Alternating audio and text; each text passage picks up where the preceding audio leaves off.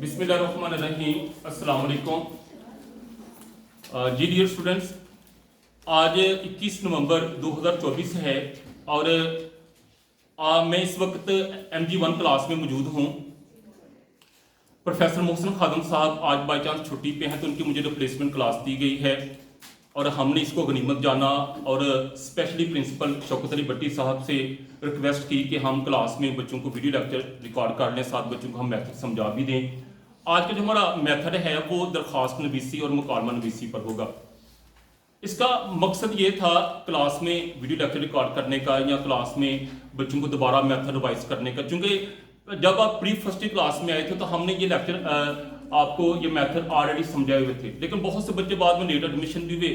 Result आने के बाद बहुत से बच्चे दूसरे कॉलेज से भी मूव होकर यहाँ पे आए, उनको दोबारा हम ये मेथड समझाना चाह रहे हैं कि आप एक सेम पैटर्न पे आ जाएं तमाम स्टूडेंट्स जो हैं, और जो दूसरे क्लासेस के बच्चे ये वीडियो लेक्चर देख रहे हैं वो भी बेटा इस मेथड के साथ आपने जो है वो दरख्वास्त या मुकालमे को प्रेजेंट करना है। तो बेटा टॉपिक की तरफ आते हैं। दरख्वास्त नवीसी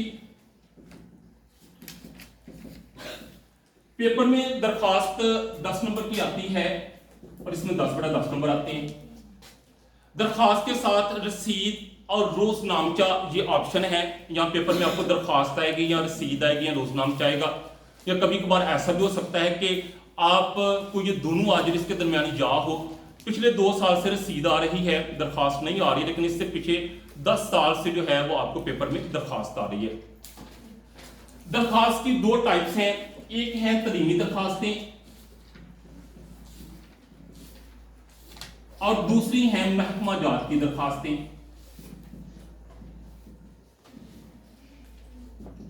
तलीमी दरख्वास्तें वो दरख्वास्तें हैं जो कॉलेज और प्रिंसिपल को लिखी जाती है। ये 6 हैं। इसमें जो है वो फीस माफी की दरख्वास्त, करैक्टर सर्टिफिकेट की दरख्वास्त, दोबारा दाखिला की दरख्वास्त,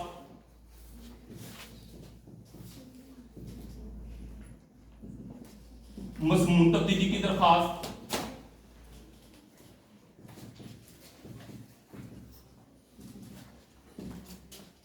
वजीफा, माली इमदाद या जिसे हम स्कॉलरशिप कहते हैं या माली आनत का लफ्ज यूज किया जाता है की दरख्वास्त, और किसी तफरीही या तरीकी मुकाम की सैर की इजाजत की दरख्वास्त। ये 6 दरख्वास्तें तलीमी दरख्वास्तें कहलाती हैं। इसमें फीस माफी के साथ हम जुर्माना माफी की जो दरख्वास्त है इसको भी ऐड करते हैं। जहां पे फीस का लफ्ज है वहां पे जुर्माना का लिख दिया जाए तो दोनों दरख्वास्तें सेम ही कहलाती हैं। पेपर में या तो आपको तलीमी दरख्वास्त आती है या महकमा जात की दरख्वास्त आती है। महकमा जात की दरख्वास्त कौन सी दरख्वास्त होती है? जो महकमों को लिखी जाती हैं। जितने भी पंजाब लेवल के या जो वो पाकिस्तान लेवल के महकमे हैं उनको जो दरख्वास्त लिखी जाती है वो महकमा जात की दरख्वास्तें कहलाती है। ये अनकाउंटेबल है, यानी जितने भी महकमे वापडा का है, पुलिस का है, रेलवे का महकमा है या जो है वो पोस्ट ऑफिस का महकमा है, डाक का महकमा है, इन तमाम महकमों को जो दरख्वास्त लिखी जाती है वो महकमा जात की दरख्वास्तें कहलाती हैं। आज के हम वीडियो लेक्चर में बेटा तलीमी दरख्वास्त को लिखने के मेथड पे बात करेंगे कि जो तलीमी दरख्वास्तें हैं वो कैसे लिखी जाती हैं। दरख्वास्त हमने बात की कि 10 नंबर की होती है, तो इसके भी पार्ट्स हैं। ये जो 10 नंबर हैं ये कैसे पूरे होते हैं? तो इसमें बेटा जो आपका पैटर्न है ये 6 नंबर का है, और जो आपका मुआद है जिसे हम नफ्स मजमून भी कहते हैं ये 4 नंबर का है। ये टोटल जो है वो 10 नंबर बन जाते हैं। अब पैटर्न और मुआद जो है ये क्या होते हैं? अगर हम इस पे बात करते हैं, हमारे पास इन 10 नंबर की मार्क्स की जो डिवीजन है वो पैटर्न मुआद के साथ कुछ यूं है कि जो पेशानी है ये 1 नंबर की है। इसके बाद जो हम उन्वान लिखते हैं ये 1 नंबर का है, और फिर हम जो जनाब आली लिखते हैं ये 1 नंबर का है। ये 3 चीजें जो हैं ये फ्रंट पे जो लिखी जाती हैं सबसे पहले ये पैटर्न कहलाती हैं। इसके बाद आ जाता है मुआद जिसे हम मटीरियल कहते हैं या नफ्से मजमून कहते हैं। ये जैसा कि हमने बात की 4 नंबर का होता है। इसके भी आगे पार्ट्स हैं। क्या 1 नंबर की जो है ये तमहीद है, 2 नंबर का जो है ये इसका मुद्दा है और 1 नंबर का जो है ये इख्तितामिया है। यूं जब 4 नंबर का हमारे पास मुआद है, जब मुआद कंप्लीट हो जाता है तो लास्ट पे फिर हम दोबारा पैटर्न की तरफ आते हैं। तो पैटर्न में 3 चीजें होती हैं। एक होता है अल आरज जो हम लिखते हैं, ये भी 1 नंबर का है। फिर इसके बाद हम अल आरज के नीचे दाल, रे, सीन या अलिफ बे कोई से 3 हरूफ जिनके दरमियान हम खत्मे की अलामत इस्तेमाल करते हैं, हम लिखते हैं, तो ये भी बेटा 1 नंबर का होता है। और फिर अल आरज के सामने वाली लाइन पे हम दूसरी साइड पे जो है वो तारीख लिखते हैं, तो ये भी 1 नंबर की है। जो हमारे पास ये 3 नंबर जो है दोबारा पैटर्न में आते हैं और टोटल हमारे पास जो है वो 10 नंबर हो जाते हैं। ये था मार्क्स की डिवीजन के दरखास्त की जो मार्क्स है उसकी डिवीजन कैसी है। अब ये जो मार्क्स की डिवीजन ये तरीनी दरखास्तों के लिए भी और महकमा जात की दरखास्तों के लिए भी पाई जाती है। अब आते हैं कि दरखास्त को प्रेजेंट कैसे करते हैं, लिखते कैसे हैं, और हम इसमें कौन कौन सी गलतियां करते हैं जो हमें नहीं करनी चाहिए। तो आपके सामने ये पेज है, इस पे हम दरखास्त को परफॉर्म करेंगे कि पेपर में हमने दरखास्त कैसे लिखनी है। सबसे पहले हम ऊपर हेडिंग देंगे दरखास्त नवीसी या दरखास्त नगारी की, और इसको हमने अंडरलाइन कर दिया। इसके बाद हम लिखेंगे पेशानी। पेशानी 1 नंबर की होती है। पेशानी हम क्या लिखेंगे, जितनी भी तलीमी दरखास्तें हैं ये जो हमने यहाँ पे मेंशन की हुई हैं उनकी पेशानी सेम एक ही रहती है। अगर हम इसमें कुछ चेंजिंग करें तो हमारा नंबर कट हो सकता है। वो पेशानी कौन सी है जरा हम देखते हैं। हम लिखेंगे बखिदमत जनाब प्रिंसिपल उल्टा कामा। उल्टा कामा सख्ते को कहते हैं। सख्ता बच्चों के लिए जरा डिफिकल्ट लफ्ज है, बच्चे इसको याद नहीं रख पाते, तो हम इसकी जगह उल्टा कामा का लफ्ज इस्तेमाल करते हैं। बेटा ये उल्टा कामा आता है, हालांकि इसको उर्दू में सख्ता कहते हैं। बाकी में जनाब प्रिंसिपल उल्टा कामा, गवर्नमेंट ग्रेजुएट कॉलेज उल्टा कामा, अलीफ खत्मा, बे खत्मा और जी, ये है पेशानी। ये 1 नंबर की होती है पेशानी, हम पहले बात कर चुके हैं। और अगर आपने जितनी भी तलीमी दरखास्तें उनमें से कोई भी दरखास्त आपको पेपर में आ जाती है तो आपने बेटा ऐसी ही पेशानी लिखनी है। अगर आप इसमें कुछ चेंजिंग करते हैं तो आपका नंबर काटा जा सकता है। इसमें कौन कौन सी बच्चा गलतियां करते हैं अगर हम उसकी तरफ आते हैं। बच्चा लिखता है जनाब प्रिंसिपल साहब, यहां बेटा साहब नहीं लिखेंगे। क्यों? इसके लिए कि एक जुमले में 2 हम माना अल्फाज को बयान करना तकरार लफ्जी की गलती है और ये ग्रामर की गलती कहलाती है। या आप यहाँ पे जनाब लिख रहे हैं या साहब लिख रहे हैं, दोनों में से आपने एक लिखना है। लेकिन हम पहले भी आपको क्लास में बता चुके हुए हैं कि एक जुमले में 2 हम माना अल्फाज आ सकते हैं, लेकिन वो कैसे अतफ के साथ आएंगे। अतफ क्या होता है ये हम आपको बता चुके हुए हैं। जैसे लफ्ज है आराम व सुकून, अब अंदर के दरमियान जो लफ्ज आया है वाओ, ये अतफ है। आराम का भी वही मतलब है, सुकून का भी वही मतलब है, लेकिन इन दोनों के दरमियान अतफ नहीं आ रहा। जनाब प्रिंसिपल साहब, यहां प्रिंसिपल आ रहा है। प्रिंसिपल जो है ये एक जामद लफ्ज है, ये अतफ नहीं है। इसलिए अगर अतफ के साथ एक जुमले के अंदर 2 हम माना अल्फाज आ जाते हैं तो ये करेक्ट है, लेकिन अतफ के बगैर आए तो ये ग्रामर की गलती है, जिसको हम तकरार लफ्जी की गलती कहलाते हैं। इसलिए हमने यहाँ पे जनाब लिखना है या साहब लिखना है, लेकिन हम जनाब लिखेंगे, साहब रहने देंगे, क्योंकि किसी को अजाज तकरीम जो है वो पहले दी जाती है बाद में नहीं। तो हम लिखेंगे बखिदमत जनाब प्रिंसिपल। इसके बाद हमने प्रिंसिपल के बाद सख्ते की अलामत मस्ट लगानी, अगर हम नहीं लगाएंगे तो हमारा नंबर काटा जाएगा। फिर गवर्नमेंट ग्रेजुएट कॉलेज, यहां हम पोस्ट ग्रेजुएट भी लिख सकते हैं।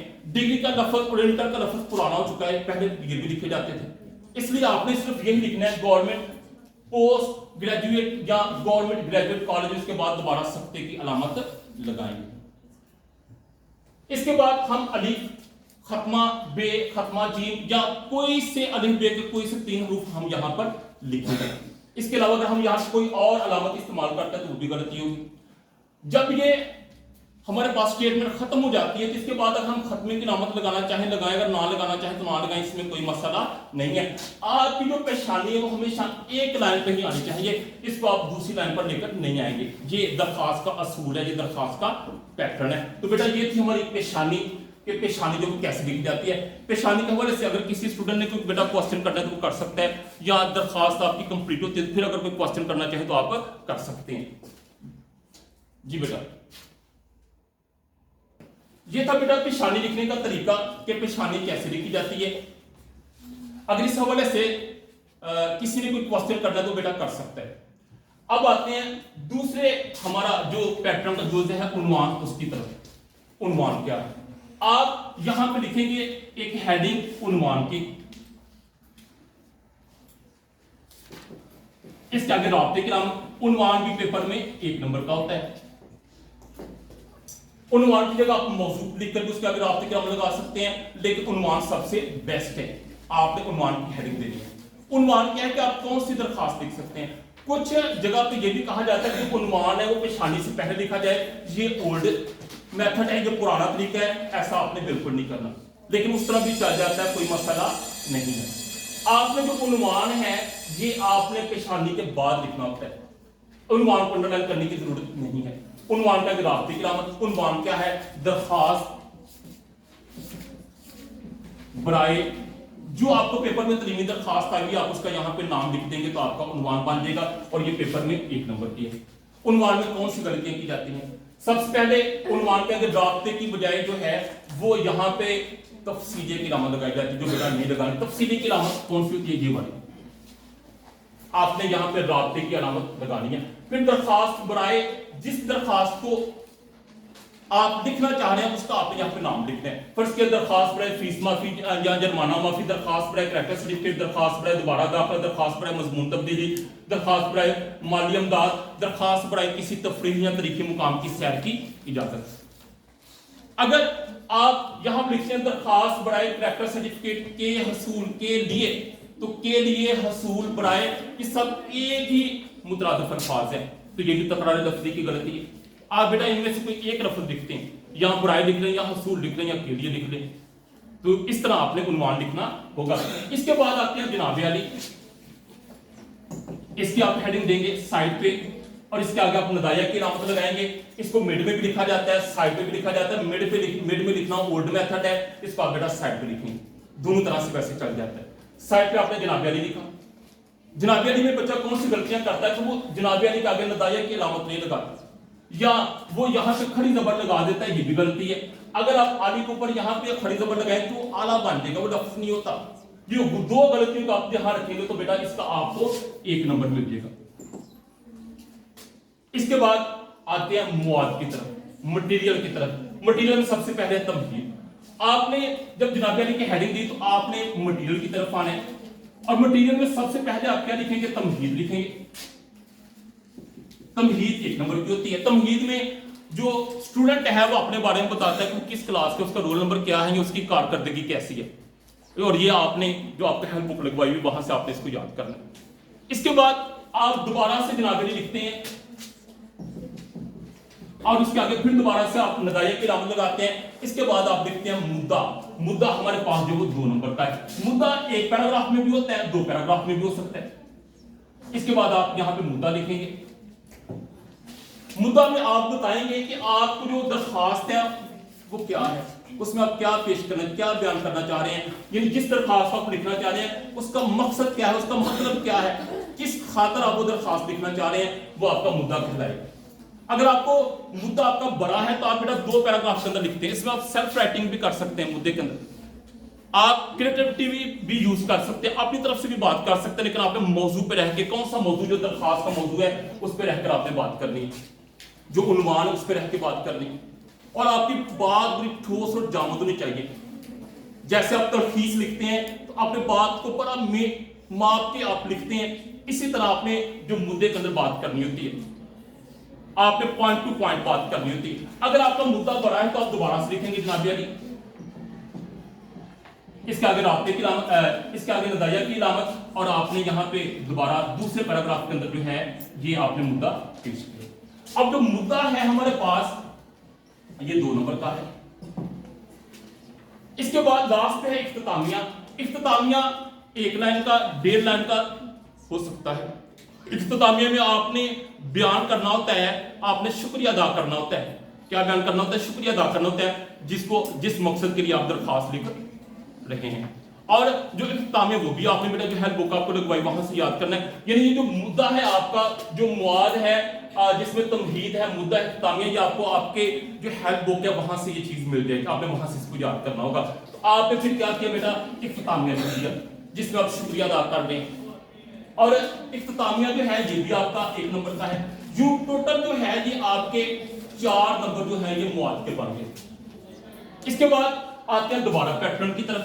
पैटर्न में हमारे पास फिर हम इस साइड पे जो लिखेंगे अल आरस, इसका 1 नंबर होता है। इसमें बच्चा कौन सी गलतियां करता है कि वो अल आरस को यूं लिख देता है, गलत है, या यूं लिख देता है, गलत है। आपने इसी तरह अल आरस लिखेंगे तो आपके 1 नंबर सेव हो जाएगा। आप इसके जगह दरखास्त गुजार लिख सकते हैं, लेकिन हमने आपको बताया हुआ है कि आप इसकी डिफरेंस रखें कि जो महकमा जात की दरखास्त है वहां पे आप दरखास्त गुजार लिख लें और या अर्जी गुजार लिख लें। लेकिन जो तलीमी दरखास्त है वहां जितनी भी तलीमी दरखास्तें हैं अगर उनमें से कोई आपको पेपर में आ जाती है तो आप वहां पे अल आरज ही लिखेंगे। इसके बाद आप इसके नीचे लिखते हैं दाल खत्मा रे सी, इसका 1 नंबर है, या आप इस साइड पे लिखेंगे नीचे इसके। और फिर इस लाइन के बिल्कुल सामने यहां पे आप तारीख लिखेंगे। तारीख लिखने का तरीका हमने आपको बताया था कि तारीख लिखने के 3 मेथड है, उसमें से हमने आपको एक बताया था कि आपने इसी को फॉलो करना है कि आपने यकम लिखना है, उर्दू में महीना लिखना है और अरबिक में आगे सन लिखना है, और सन के आगे आपने ईस्वी की अलामत लगा देंगे। इस पे हमने आपको प्रैक्टिस भी करवाई हुई है। तो आप लिखेंगे इस लाइन के बिल्कुल सामने क्या, यकम नवंबर 2024 और 7 ईस्वी की अलामत। हम आपको ये भी बता चुके हुए हैं कि ये जो आप 0 लिखते हैं अरबिक में, ये आपको गोल लिखना बल्कि 4 कोण वाला नुक्ता लगाना है। इट्स ओके बेटा। इसके बाद हमारी दरखास्त जो ये खत्म हो जाती है। अभी एक दो चीज और आपसे डिस्कस करना चाह रहे थे कि तारीख का भी 1 नंबर है। अब ये हमारे पास 10 नंबर पूरे टोटल हो गए हैं दरखास्त के पैटर्न के कि हमने दरखास्त को कैसे प्रेजेंट करना है। अब एक और चीज जो डिफरेंस पेश आती है अक्सर कि यहां पे एन नवाजिश होगी, लिखें कि ना लिखें। बेटा आप लिख सकते हैं, आपकी एन नवाजिश होने की बजाय आप नवाजिश होगी या एन नवाजिश होगी, दोनों में से लिख सकते हैं, आपकी मर्जी है अगर आप लिखना चाहें। लेकिन इसका पैटर्न में नंबर नहीं है। अगर आप ना भी लिखेंगे तो आपका नंबर नहीं काटा जाएगा। अगर आप लिखना चाहें तो यहां पे आप एन नवाजिश होगी या नवाजिश होगी लिख सकते हैं। इसके पीछे अगर आपकी लिखेंगे तो उसमें इस चीज का ध्यान रखें कि आप अलग की अलग होना चाहिए। आप आपकी एन नवाजिश होगे लिख सकेंगे, लेकिन ये दुरुस्त है। इसके बाद आप अल आरज के नीचे अगर यहाँ पे आपका ताबिया फरमान या आपका जब वो शागिर्द लिखना चाहते वो भी लिख सकते हैं। आप यहाँ पे लिखना चाहें कि आपका ताबिया फरमान शागिर्द या आपका ताबिया फरमान, तो आप वो भी लिख सकते हैं, लेकिन इसका पैटर्न में नंबर नहीं है। ये था बेटा दरखास्त लिखने का मेथड। लेकिन इसमें कुछ चीजें आपकी तरफ से भी अगर कोई क्वेश्चन है, क्वेरीज हैं तो आप बेटा डिस्कस कर सकते हैं। दरखास्त आपकी भी एक सफा होती है, यानी मिनिमम 18 से 20 लाइन, मैक्सिमम जो 20 से 24 लाइनें आपने दरखास्त लिखनी होती है। और दरखास्त में आपने कोशिश करना होता है कि लफ्जी अगलास से परहेज किया जाए, गलतियों से बचा जाए। और अगर इस पैटर्न के साथ आप दरखास्त लिखते हैं तो आपको बेटा एग्जाम में पूरे 10 बड़ा 10 नंबर आपको मिलेंगे। ये मेरी तरफ से गारंटी है, क्योंकि ये जो मेथड आपके सामने बयान किया गया है ये कई उस्तादा का निचोड़ है, ठीक है। अच्छा, एक और चीज है जो बच्चे करते हैं कि तारीख के पीछे ना तारीख की हेडिंग देते हैं, बेटा नहीं देनी आपको। आपने जब तारीख लिखनी है तो आपको इसके पीछे हेडिंग देने की, मोरखा या तारीख की हेडिंग देने की जरूरत नहीं है। और आपके जहन में बेटा कोई क्वेश्चन हो आप जो है वो कर सकते हैं। जी, एनी क्वेश्चन? चलें।